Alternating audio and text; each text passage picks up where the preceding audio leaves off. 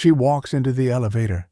She looks nervous. She pushes multiple buttons, but the elevator door won't close. She steps out, peeks around the hallway, steps back in, then hides, then steps out again. She's moving strangely, as if something or someone is following her. Then the screen glitches. That was the last time anyone saw Elisa Lam alive.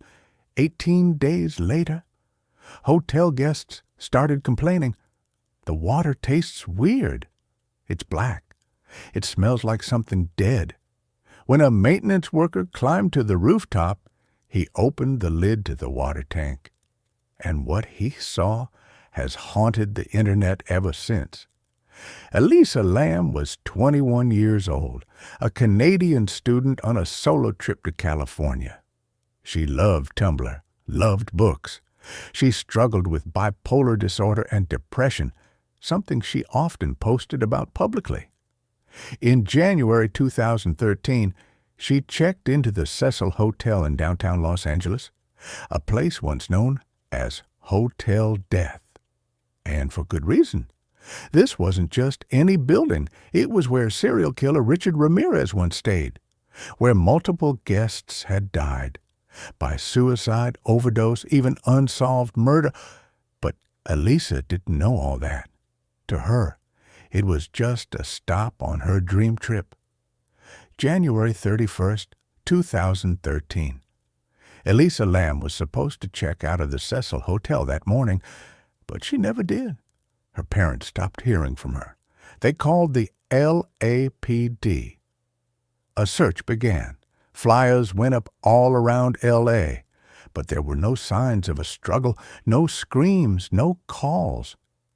Then, 2 weeks later, police released a surveillance video. It was taken from the hotel elevator, and what it showed was something nobody could explain. The footage is disturbing. Elisa steps in, presses nearly every floor button, then waits.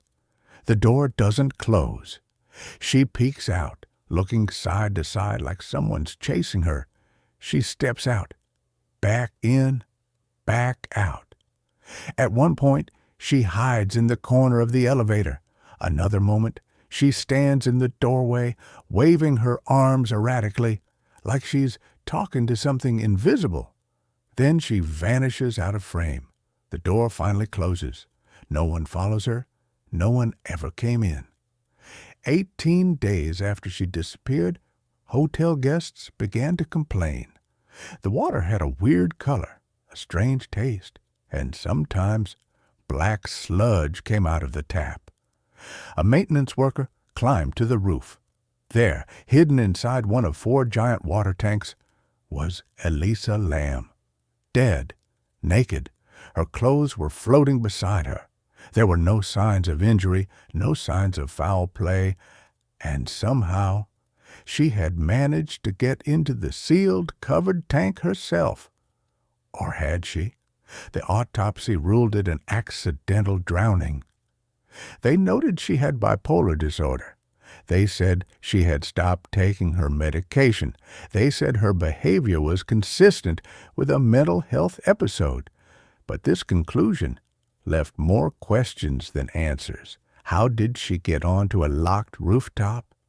How did she lift a heavy tank lid, climb inside, and close it again? From the inside? And if she had a psychotic break, why was she so calculated in the elevator? Why wasn't she seen anywhere else in the hotel? Let's talk about what the internet believes. Mental health plus accident, the simplest. She had an episode, climbed the roof, got in the tank. But many don't buy it. Too many physical obstacles and no clear motive. Murder plus cover-up. Some believe she was followed, that someone knew the hotel and used the tank to hide her body. The elevator acting weird. Could have been someone holding it open remotely.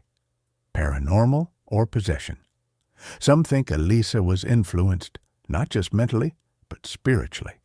The Cecil Hotel has a dark past, dozens of deaths, suicides. the Night Stalker, a woman who jumped to her death and killed a pedestrian. Some say Elisa was just the latest victim of the hotel's curse. The case went viral. The elevator video hit 100 million views. YouTubers, Redditors, TikTokers, everyone had a theory. Netflix made a full documentary, Crime Scene, The Vanishing at the Cecil Hotel. But even that didn't give a real answer. Online sleuths found Elisa's Tumblr posts hinting she felt unreal. An old game called the Elevator Ritual, which eerily matches her behavior, a tuberculosis test being run in L.A. that week, named Lam Elisa coincidence, or something else. Elisa Lam died alone, far from home, in a city that didn't know her, in a building full of ghosts. Her family believes it was a tragic accident caused by mental illness. Others think it was a cover-up. Some believe she was never alone in that elevator. We may never know what happened in those final moments, but one thing is certain: her final video will haunt us forever. You've been watching Unrated Stories.